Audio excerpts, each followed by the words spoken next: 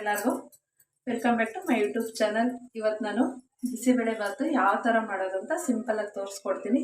ನಮ್ಮ ಮನೇಲಿ ಯಾವ ಥರ ಮಾಡ್ತೀನೋ ನಾನು ಅದೇ ರೀತಿನೇ ನಾನು ತೋರಿಸ್ಕೊಡ್ತೀನಿ. ಏನೇನು ಬೇಕಪ್ಪ ಅಂತ ಅಂದರೆ, ಬಿಸಿಬೇಳೆ ಬಾತ್ ಮಾಡೋಕ್ಕೆ ನಾನಿಲ್ಲಿ ತೊಗರಿಬೇಳೆನೂ ಹೆಸರುಬೇಳೆ ತೊಗೊತಾ ಇದ್ದೀನಿ. ಒಂದು 100 ಗ್ರಾಮ್ ತೊಗರಿಬೇಳೆ ತೊಗೊತಾ ಇದ್ದೀನಿ. ಒಂದು 3 ಸ್ಪೂನು ಹೆಸರುಬೇಳೆ ತೊಗೊತಾ ಇದ್ದೀನಿ.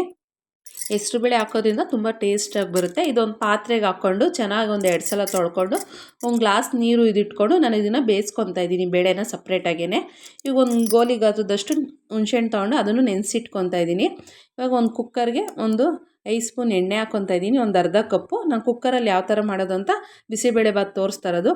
ಸ್ವಲ್ಪ ಎಣ್ಣೆ ಬಿಸಿ ಆದಮೇಲೆ ನಾನು ಸಾಸಿವೆ ಹಾಕ್ಕೊತಾ ಇದ್ದೀನಿ, ಒಂದು ಅರ್ಧ ಟೀ ಸ್ಪೂನು ಸಾಸಿವೆ. ಸ್ವಲ್ಪ ಚಿಟಪಟ ಅಂತ ಅಂದಮೇಲೆ ನಾನು ಒಂದು ಅರ್ಧ ಇಂಚು ಚಕ್ಕೆ ಹಾಕ್ಕೊತಾ ಇದ್ದೀನಿ. ಚಕ್ಕೆ ಸ್ವಲ್ಪ ಅದು ಫ್ರೈ ಆಗಲಿ. ಯಾರ್ಯಾರು ಈ ವಿಡಿಯೋ ನೋಡ್ತಾ ಇದ್ದೀರೋ ನನ್ನ ಚಾನಲ್ ಸಬ್ಸ್ಕ್ರೈಬ್ ಮಾಡಿಕೊಂಡು ನಂಗೆ ಸಪೋರ್ಟ್ ಮಾಡಿ ಅಂತ ಕೇಳ್ಕೊತಾ ಇದ್ದೀನಿ. ಇವಾಗ ಇದು ಚಕ್ಕೆ ಸ್ವಲ್ಪ ಫ್ರೈ ಆದಮೇಲೆ ಒಂದು ಅರ್ಧ ಇಂಚು ಶುಂಠಿನ ಚೆನ್ನಾಗಿ ಕುಟ್ಬಿಟ್ಟು ಜಜ್ಜಿರೋದನ್ನ ಹಾಕ್ಕೊತಾ ಇದ್ದೀನಿ. ಸ್ವಲ್ಪ ಶುಂಠಿನ ಸ್ವಲ್ಪ ಫ್ರೈ ಆದಮೇಲೆ 2 ಈರುಳ್ಳಿನ ಈ ಥರ ತೆಳ್ಳಕ್ಕೆ ಉದ್ದಕ್ಕೆ ಹಚ್ಕೊಂಡಿರೋದನ್ನ ಹಾಕ್ಕೊತಾ ಇದ್ದೀನಿ. ನಾನು ಸಿಂಪಲಾಗಿ ಮಾಡ್ಕೊಬೋದು.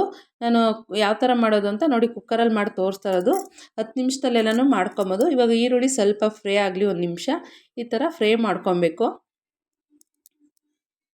ನೋಡಿ. ಇವಾಗ ಚೆನ್ನಾಗಿ ಅದು ಫ್ರೈ ಆಗ್ತಾಯಿದೆ. ಇವಾಗ ಇದಕ್ಕೆ 1 ಕಡ್ಡಿ ಕರಿಬೇವು ಹಾಕ್ಕೊತಾ ಇದ್ದೀನಿ. ನಾನು ಒಂದು 5 ಹಸಿಮೆಣ್ಸಿನ್ಕಾಯಿನ ಉದ್ದುದನೇ ಕಟ್ ಮಾಡಿ ಹಾಕ್ಕೊತಾ ಇದ್ದೀನಿ. ಇವಾಗ ಇದಕ್ಕೆ ನೀವು ಒಂದು 2 ಬ್ಯಾಡಗಿ ಮೆಣಸಿನ್ಕಾಯಿನೂ ಹಾಕ್ಕೊಂಡ್ರೆ ಚೆನ್ನಾಗಿರುತ್ತೆ. ಅದು ನಾನು ಇಲ್ಲಿ ಹಾಕ್ಕೊಳ್ಳೋದು ಮರ್ತುಬಿಟ್ಟಿದ್ದೀನಿ, ಅದು ಇಲ್ಲಿ ಇಲ್ಲ. ಬ್ಯಾಡಗಿ ಮೆಣಸಿನ್ಕಾಯಿ ಹಾಕ್ಕೊಂಡ್ರೆ ತುಂಬಾ ಚೆನ್ನಾಗಿರುತ್ತೆ, ಹಾಕ್ಕೊಳ್ಳಿ ಅಂತ ಹೇಳ್ತಾ ಇದ್ದೀನಿ. ಒಂದು 5 ಮೆಣಸಿನ್ಕಾಯಿ ಹಾಕ್ಕೊಂಡು ಸ್ವಲ್ಪ ಅದು ಫ್ರೈ ಆದಮೇಲೆ ಸ್ವಲ್ಪ ನಾನು ಹಿಂಗೆ ಹಾಕ್ಕೊತಾ ಇದ್ದೀನಿ. ಹಿಂಗೆ ಹಾಕೋದ್ರಿಂದ ತುಂಬ ಟೇಸ್ಟಿಯಾಗಿ ಬರುತ್ತೆ, ಅದಕ್ಕೋಸ್ಕರನೇ ಹಿಂಗೆ ಹಾಕ್ಕೊಂಡು ಸ್ವಲ್ಪ ಫ್ರೈ ಮಾಡ್ಕೊತಾ ಇದ್ದೀನಿ. ಇದು ನನ್ನ ಮಗ ಇದ್ದಕ್ಕಿದ್ದಂಗೆ ಬಿಸಿಬೇಳೆ ಬಾತ್ ಮಾಡಮ್ಮ ಅಂತ ಅಂದ, ಅದಕ್ಕೆ ಮಾಡ್ತಾಯಿದ್ದೀನಿ. ತರಕಾರಿ ಏನೂ ಇರಲಿಲ್ಲ, ಬರೀ ಹುಳ್ಳಿಕಾಯಿ ಕ್ಯಾರೆಟ್ ಇತ್ತು. ಬಟಾಣಿ ಗೆಡ್ಡೆಕೋಸೆಲ್ಲ ಹಾಕಿದ್ರೆ ಚೆನ್ನಾಗಿರುತ್ತೆ. ಎಡೆ ಇರೋದನ್ನ ನಾನು ಹಾಕಿ ತೋರಿಸ್ತಾ ಇದ್ದೀನಿ. ಈ ಥರ ಉದ್ದುದ್ದ ಕಟ್ ಮಾಡಿ ಹಾಕ್ಕೊತಾ ಇದ್ದೀನಿ. ನಾನು ಇಷ್ಟು ಹಾಕೊಂಡ್ರೂ ತುಂಬಾ ಚೆನ್ನಾಗಿರುತ್ತೆ.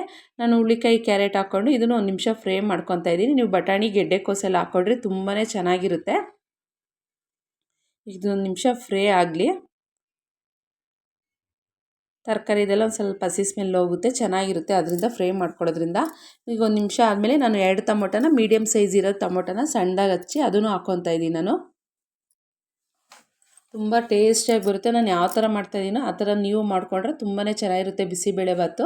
ಇವಾಗ ಟೊಮೊಟೊ ಸ್ವಲ್ಪ ಸಾಫ್ಟ್ ಆಗೋವರೆಗೂ 1 ನಿಮಿಷ ಬೇಯಿಸ್ಕೊಬೇಕು ಇದನ್ನು ಚೆನ್ನಾಗಿ. ಯಾರ್ಯಾರು ವಿಡಿಯೋ ನೋಡ್ತಾ ಇದ್ದೀರೋ ನನ್ನ ಚಾನಲ್ ಸಬ್ಸ್ಕ್ರೈಬ್ ಮಾಡ್ಕೊಳ್ಳಿ ಅಂತ ಕೇಳ್ಕೊತೀನಿ. ನೋಡಿ ಇವಾಗ ಟೊಮೊಟೊನ ಚೆನ್ನಾಗಿ ಮಿಕ್ಸ್ ಮಾಡಿ ಇದು 1 ನಿಮಿಷ ಚೆನ್ನಾಗಿ ನೋಡಿ ಬೆಂದಿದೆ. ಇವಾಗ ಇದಕ್ಕೆ ನಾನು ಒಂದು 1/4 ಟೀ ಸ್ಪೂನು ಅರಿಶಿನ ಪುಡಿ ಹಾಕ್ಕೊತಾ ಇದ್ದೀನಿ. 2 ಸ್ಪೂನು ಬಿಸಿಬೇಳೆ ಬಾತ್ ಪೌಡ್ರ್ ಹಾಕ್ಕೊತಾ ಇದ್ದೀನಿ. ನಾನು ಸ್ವಲ್ಪ ಇದನ್ನು ಚೆನ್ನಾಗಿ ಮಿಕ್ಸ್ ಮಾಡೋಣ. ಸ್ವಲ್ಪ ಅದು ಪೌಡ್ರದ್ದೆಲ್ಲ ಒಂಚೂರು ಘಾಟ್ ಸ್ಮೆಲ್ ಹೋಗ್ಬೇಕಲ್ವ, ಅದಕ್ಕೇ ಇದು ಚೆನ್ನಾಗಿ ಮಿಕ್ಸ್ ಮಾಡಿಕೊಂಡು ಹುಣಸೆಹಣ್ಣನ್ನ ನೆನೆಸಿಟ್ಕೊಂಡಿದ್ವಲ್ಲ ಅದನ್ನು ಚೆನ್ನಾಗಿ ಕಿವುಚ್ಬಿಟ್ಟು ನೋಡಿ ರಸ ತೆಗೆದಿಟ್ಕೊಂಡಿದ್ದೀನಿ. ಆ ರಸನ ನಾನು ಹಾಕ್ಕೊತಾ ಇದ್ದೀನಿ. ಈ ಥರ ಕೈ ಅಡ್ಡ ಇಟ್ಕೊಂಡೆ ಹಾಕ್ಕೊಳ್ಳಿ, ಏನಾದ್ರು ಇದ್ದರೆ ಕೈ ಮೇಲೆ ಅದು ನಿಲ್ಲುತ್ತೆ, ಅದಕ್ಕೋಸ್ಕರನೇ ಹಾಕ್ಕೊಂಡು ಚೆನ್ನಾಗಿ ಮಿಕ್ಸ್ ಮಾಡಿಕೊಂಡು ಇದು 1 ನಿಮಿಷ ಸ್ವಲ್ಪ ಕುದೀಲಿ. ಹುಣಸೆಹಣ್ಣು ರಸ ಪೌಡ್ರೆಲ್ಲ ಹಾಕಿರ್ತೀವಲ್ಲ ಚೆನ್ನಾಗಿ ಕುದ್ದು ಎಣ್ಣೆ ಅಂಶ ಬಿಡುತ್ತೆ. 1 ನಿಮಿಷ ಕುದಿಸ್ಕೊಂಡ್ರೆ ಸಾಕು. ಇವಾಗ ನಾವು ಬೇಳೆ ಬೇಯಕ್ಕೆ ಇಟ್ಕೊಂಡಿದ್ವಲ್ಲ ಅದನ್ನು ಅಷ್ಟೇ ಅರ್ಧ ಆಗಿರೋಂಗೆ ಬೇಳೆ ಬೇಯಿಸ್ಕೊಂಡಿರಬೇಕು, ನುಣ್ಣಗೆ ಬೇಯಿಸ್ಕೊಂಡಿರಬಾರ್ದು. ಇವಾಗ ನೋಡಿ ಇದು ಚೆನ್ನಾಗಿ ಕುದ್ದಿ ಎಣ್ಣೆ ಅಂಶ ಎಲ್ಲ ಬಿಟ್ಕೊತಾ ಇದೆ. ಇವಾಗ ಚೆನ್ನಾಗಿ ಇದನ್ನು ಮಿಕ್ಸ್ ಮಾಡ್ಕೊತಾ ಇದ್ದೀನಿ.